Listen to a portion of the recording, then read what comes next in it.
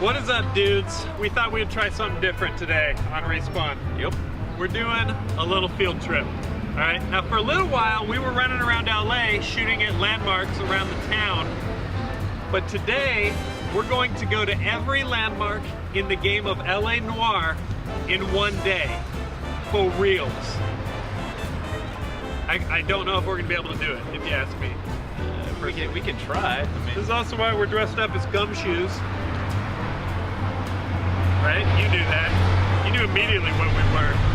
You didn't think he was a Justin Timberlake backup dancer, or that I was in the Newsies, or that you were in CSI Miami. Anyway, clock's ticking. We're gonna hit every landmark in LA Noire, plus some bonus shit around town, all right? Let's do this thing. All right, we're here at Musso and Frank. This is the oldest eatery in LA. It's filled with old people with old stories. Steak. Steak.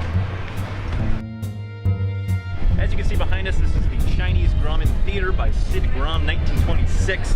You can thank that man for constructing this wonderful building. Yeah, they still have premieres there. It's famous for having footprints and handprints of stars out there. All kinds of footprints, handprints. Star Wars opened there. It's the best theater. It's my favorite theater in LA. It's loud as shit. So, Yep. Next. Now this is the Roosevelt Hotel. It's probably most famous for the fact that it was home to the Academy Awards when it first started in 1929. Yeah. A World War I silent movie about pilots. Yeah, Wings. By the name of Wings Yeah. won Best Picture the first time around. However, on a side note, it's rumored that Suite 229 is haunted by the ghost of Marilyn Monroe. What? It's just awesome. that. All right, now in LA Noire, the building behind us is called the Max Factor building, named after Max Factor, who was a makeup specialist back in the day. So he built a wacky makeup playland filled with rooms for brunettes, blondes, heads that would test durability of lipstick, that kind of shit. He has since passed on, and the building became a Max Factor museum, and now it's just the Hollywood Museum, and it's probably full of junk. Welcome to Crossroads of the World. This is one of America's, what's actually known as one of the first outdoor shopping malls. It was supposed to look like some sort of cruise liner or something, but now it's just offices. I can see that. Kind of boring. Yeah. Also, fun fact, they used to have porn auditions in this very building. This is the building where John Holmes walked in and just flopped his 13-inch wiener on the table and said, "Hire me." So, get your face.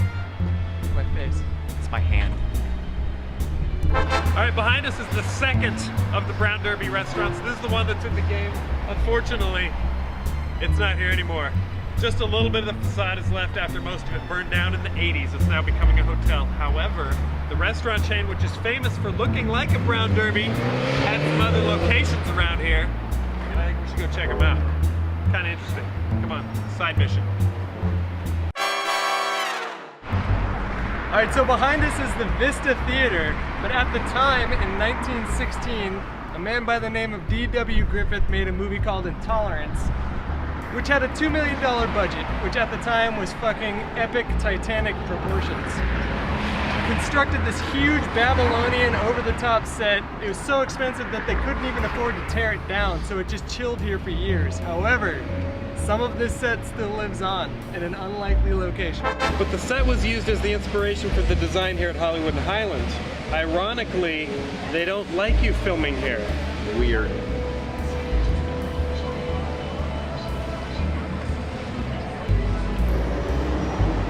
All right, this is the Herald Examiner behind us here.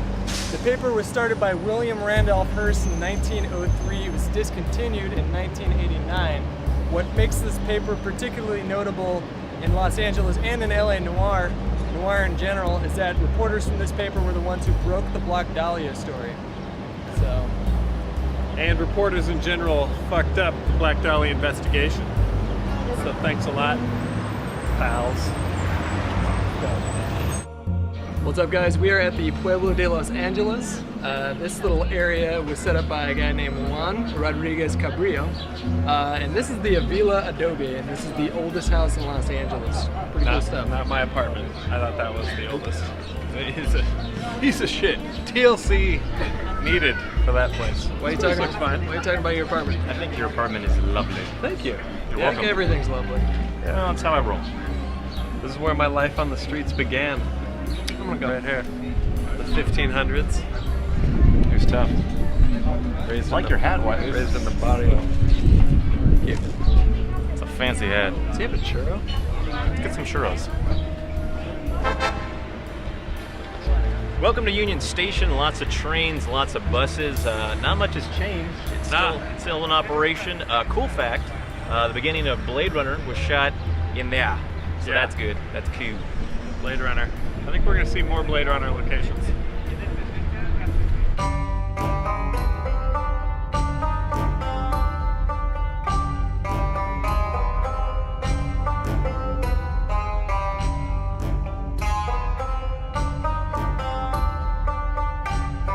Alright, here we are at the gates of Chinatown.